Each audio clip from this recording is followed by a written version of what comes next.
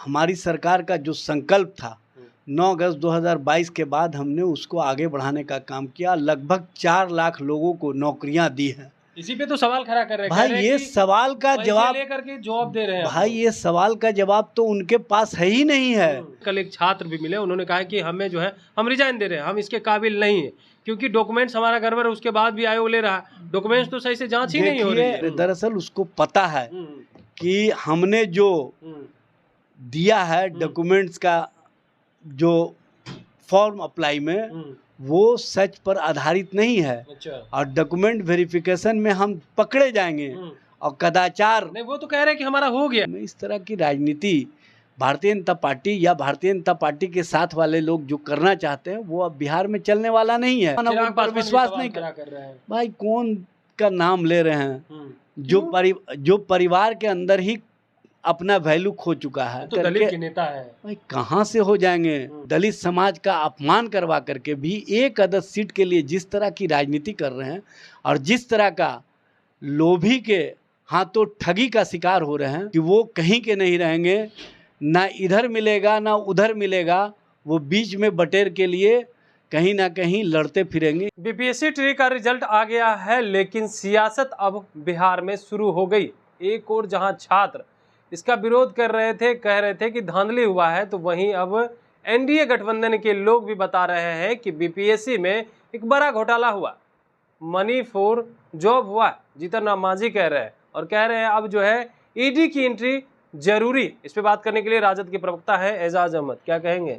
अब तो वो कह रहे हैं कि जॉब में ही आप लोग घोटाला कर दिए, मनी फॉर जॉब कर दिए। सबसे बड़ी बात यह है कि जो हमने नफरत की राजनीति से निकाल करके रोजगार परक राजनीति की ओर बिहार को ले जाने का काम किया। अब बिहार से जो संदेश देश स्तर पर पहुंचा, आज भाजपा के खेमे में बेचैनी है।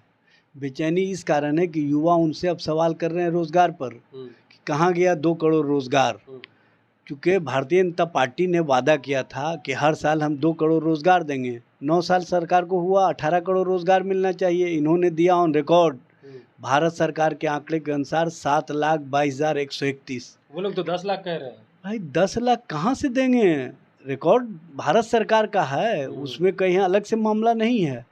और भारतीय जनता पार्टी जो जुमलाबाजी करती रही है, जो भ्रम की राजनीति करती रही है, उससे युवाओं में आक्रोश है। और युवाओं का आक्रोश कहीं ना कहीं हर जगह दिख रहा है। और आप देख रहे हैं कि हमने जो वादा किया था, तेजस्वी प्रसाद यादव जी ने जो संकल्प लिया था कि हमारी सरकार आएगी तो हम 10 लाख नौकरी, और नीतीश जी ने उसमें ऐड करने का काम किया कि 10 लाख रोजगार। और ये स्पष्ट रूप से हमारी सरकार का जो संकल्प था 9 अगस्त 2022 के बाद हमने उसको आगे बढ़ाने का काम किया। लगभग 4 लाख लोगों को नौकरियां दी हैं। इसी पे तो सवाल खड़ा कर रहे हैं। भाई ये सवाल का जवाब लेकर के जवाब दे रहे हैं। भाई ये सवाल का जवाब तो उनके पास है ही नहीं है। इसीलिए वो अनर्गल प्रलाप कर रहे हैं, अनर्गल बातें कर रहे हैं जिस बात में कोई दम नहीं है। और वो भी वैसे लोग जो भारतीय जनता पार्टी के पिच पर जाकर के 12th मैन के रूप में खड़े हैं कि कब उनको टीम में एंट्री मिलेगा। और उनके साथ शर्त रख दिया गया है कि जो जो स्क्रिप्ट हम लिख करके देंगे उसको आपको अक्षरशः बोलना है। तो उसी पाठ को ये पढ़ने का काम करते हैं कि ताकि भारतीय जनता पार्टी उनको अपने गठबंधन में एंट्री दे दे। लेकिन इन लोगों को एंट्री मिलने नहीं जा रहा। और जीतन राम मांझी जी क्या बोलते हैं सुबह में, शाम में क्या बोलते हैं, उनको स्वयं याद नहीं रहता है। चूँकि उम्र का तकाजा है और उम्र के तकाजे में इस तरह की बातें, इस तरह की कहीं ना कहीं स्थितियां भूलने की और कहीं ना कहीं लोगों को ब्लेम लगाने की जो होती है वो स्पष्ट रूप से दिख रहा है। ये बताने की आवश्यकता नहीं है। और मैं एक बात स्पष्ट कर देना चाहता हूँ कि जो लोग 1,22,324 जो हमने परीक्षा परिणाम घोषित किए हैं टीचरों के, और जिनके घर में खुशियाँ देखी जा रही है, जिनके घर में कहीं ना कहीं मिठाइयाँ बट रही हैं, वो ये लोग नहीं चाहते हैं कि उनके घरों में मिठाइयाँ बटे, उनके घरों में खुशियाँ देखी। आप कह रहे हैं मिठाई बट रही है, लेकिन सवाल यह है कि जो छात्र जो है डॉक्यूमेंट वेरिफिकेशन कराने आए, कल एक छात्र भी मिले, उन्होंने कहा कि हमें जो है हम रिजाइन दे रहे हैं, हम इसके काबिल नहीं है क्योंकि डॉक्यूमेंट्स हमारा गड़बड़ है। उसके बाद भी आयोग ले रहा है, डॉक्यूमेंट्स तो सही से जांच ही नहीं हो रही है। ऐसा कोई व्यक्ति इस हम वो धरती पर नहीं है जी। जो आकर के इस तरह की बातें करे। दरअसल उसको पता है कि हमने जो दिया है डॉक्यूमेंट्स का जो फॉर्म अप्लाई में वो सच पर आधारित नहीं है। अच्छा। और डॉक्यूमेंट वेरिफिकेशन में हम पकड़े जाएंगे और कदाचार नहीं, वो तो कह रहे हैं कि हमारा हो गया है, वो कह रहे हैं हमारा हो गया है। कदाचार के खिलाफ, नहीं करना चाहिए। कदाचार के खिलाफ जो कानून है उस कानून के अंतर्गत उन सभी लोगों पर कार्रवाई होगी। अच्छा। जो गलत डॉक्यूमेंटेशन के आधार पर नौकरी पाने की इच्छा को लेकर के आगे बढ़ रहे हैं। उन लोगों को पता होना चाहिए कि ये बिहार है।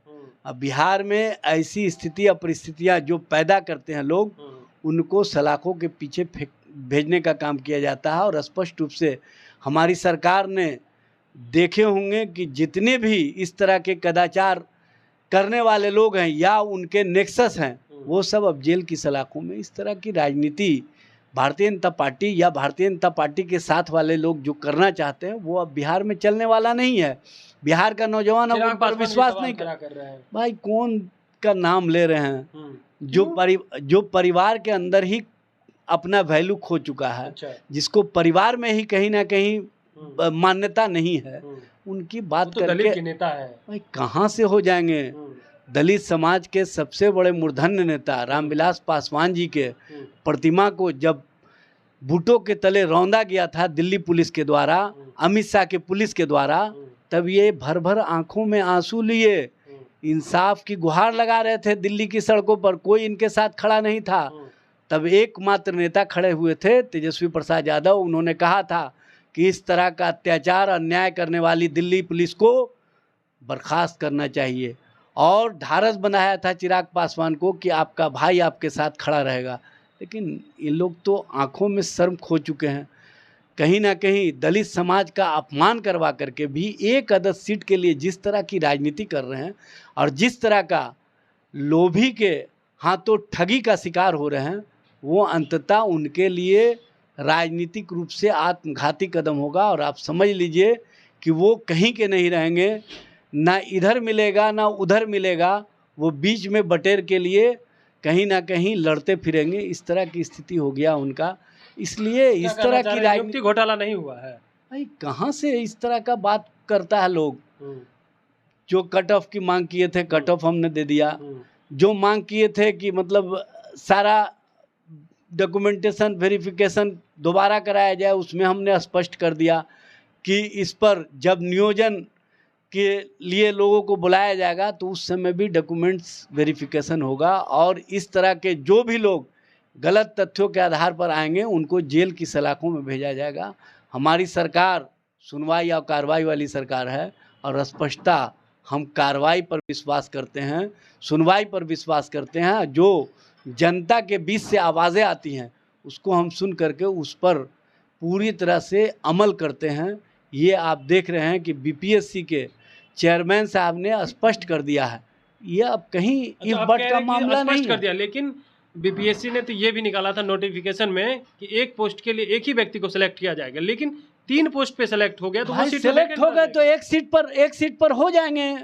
बाकी तो बाकी जो भाई वैकेंट के बाद भी तो एक आ गया है ना कि सप्लीमेंट्री रिजल्ट हम जारी करेंगे। अच्छा। क्यों घबराहट में है लोग? बेचैनी वाले लोग बेचैन होते रहें, परीक्षार्थी और विद्यार्थी और नौजवान अब भाजपा और भाजपा के साथ वाले के चंगुल में आने वाले नहीं है। वो लोग चाहे जितना भी राजनीतिक चालाकी कर ले, अब चालाकी उनका बिहार में चलने वाला नहीं है।